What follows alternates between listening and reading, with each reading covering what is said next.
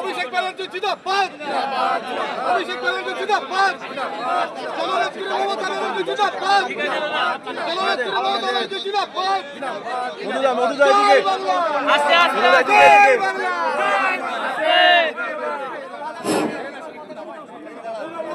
মধুদা এদিকে এটা হয় না। এক মিনিট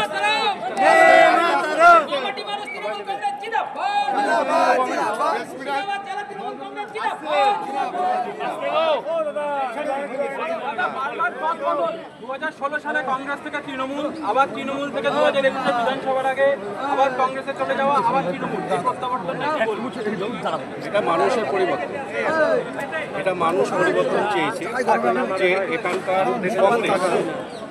এখানকার কংগ্রেস বিজেপির সঙ্গে কথা বলে, এখানকার কংগ্রেস মানুষের আন্দোলন নিয়ে কথা বলে না। এক শ্রেণীর দাস অ্যান্ড কোম্পানি, যেটা বাংলা মত জিটি বলা হয়, সেই জিটি দাস কংগ্রেসটাকে তার চালাচ্ছে বর্তমানে। সেই জায়গায় দাঁড়িয়ে মানুষের প্রত্যাশা পূরণে ব্যর্থ এখানকার কংগ্রেস বিজেপির সঙ্গে কথা বলে। তাই একসময় তৃণমূলে ছিলাম, মুর্শিদাবাদ জেলার বিভিন্ন প্রান্তে মানুষের অনেক প্রত্যাশা, কাজ, উন্নয়ন করেছি। হাজার হাজার আমার ফ্যান্স, ফলোয়ার, অনুগামী মুর্শিদাবাদ জেলার প্রত্যেকটা প্রান্তে আছে। তাদের ভালোবাসাকে মর্যাদা দিয়ে, তাদের অনুপ্রেরণাকে মর্যাদা দিয়ে তারা আমাকে বলেছে, দাদা তুমি ফিরে আসো এবং তুমি মানুষের হয়ে কাজ করো।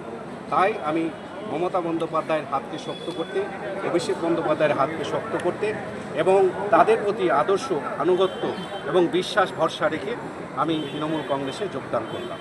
দাদা, বিরোধীরা বলছে যে নির্বাচন এলেই আপনি দল পরিবর্তন করেন, কি বলবেন? আমার তো বিরোধীরা কথা বলবে, বিরোধীরা তো গোলাপ দেবে না। আর এখানকার যে নেতা, তার অতীত হিস্ট্রিটা আপনারা জানবেন। কখনো নকশাল, কখনো আরএসপি, কখনো ফরওয়ার্ড, তারপর কংগ্রেস, কখনো নির্দল। তাই উপরে ঢিল মারার আগে নিজের দিকে তাকাতে হয় যে কে কেমন মানুষ, আর ইট মারলে পাটকেল খেতে হবে।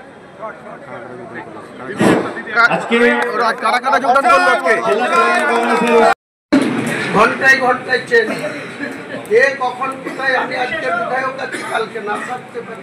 নিয়ামত ভাই আজকে বিধায়ক আছে, কালকে না থাকতে পারে। আজকে কেউ এমপি আছে, কালকে আগামী দিনে এমপি না থাকতে পারে।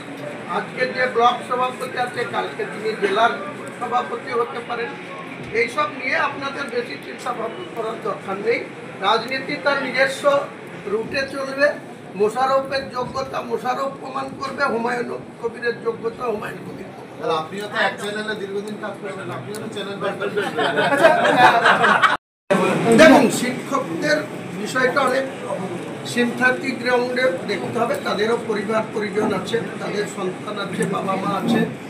তাদের সঙ্গে যেটা ঘটেছে এটা আমাদের নেত্রী ইচ্ছাই হয়নি, বা আমাদের বাপ্ত বসু তার ইচ্ছাতেও হয়নি। এটা মহামান্য সুপ্রিম কোর্টের একটা জাজমেন্ট তাদের বিরুদ্ধে দিচ্ছে।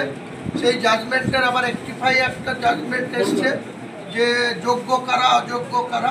যোগ্যদের 31 ডিসেম্বর অবধি তাদের রিনিউয়াল করেছেন বা তাদের স্যালারি পাবে।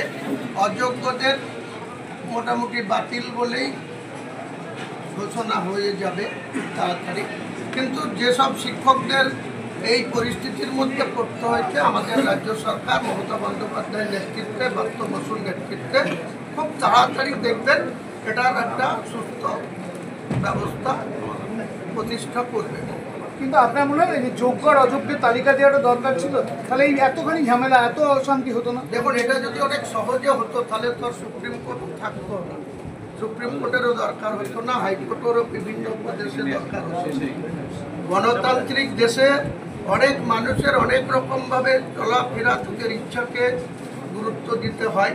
তেমনি যখন সর্বোচ্চ আদালতে সুপ্রিম কোর্টের প্রধান বিচারপতি সহ 5 জনের ডিভিশন বেঞ্চ যে দিয়েছে বা যে জাজমেন্ট দিয়েছে, সেই জাজমেন্ট